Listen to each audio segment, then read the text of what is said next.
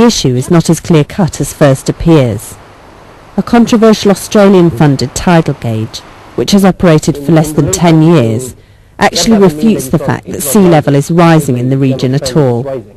But for the year it's gone up and down, up and down. So when you do what they call an analysis, the net change or the net effect is basically nil. The South Pacific Sea Level and Climate Monitoring Project, or SPSLC, claim the floods are not indicators of long-term climate change, but rather short-term variations in our weather.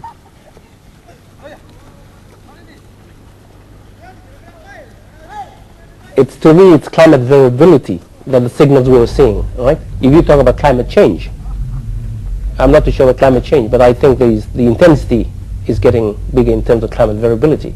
That's something that I think it is happening in terms of, intensity of climate variability. There's a lot of more of it at this time, but probably I'm a bit reservist here in terms of, whether we're seeing climate change happening in this region. It's an issue that bitterly divides the scientific community. Some feel short-term data, like that taken over 4 years from the Australian gauge, is not a true reflection. That 4-year signal has got no bearing on the long-term trend of sea level.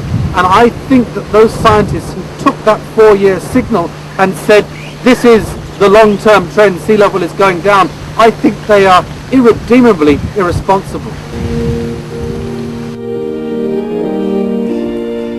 Tuvalu is a deeply spiritual nation. Fervent Christians say that according to the Bible, God alone makes floods, not man.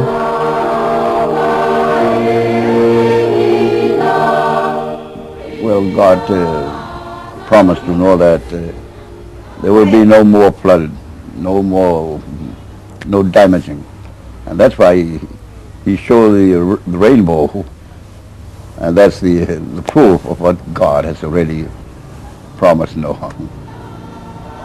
No flood again.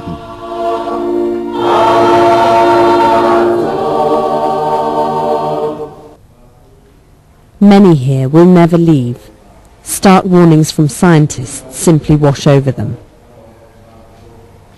I don't like to go to museum because I don't believe in that idea told by scientists, those clever people. I believe in God, I don't believe in scientists.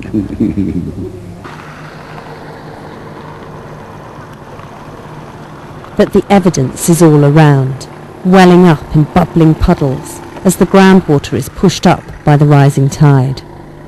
Tuvalu is flooding at the edges and from the inside out.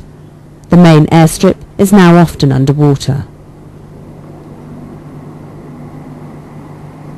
In the 90s, there was a big change. I can see that, the sea level is really rising.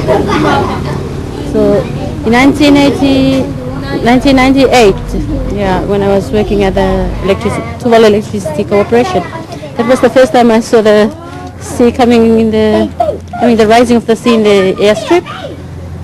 And so I think the sea is coming up bit by bit every year.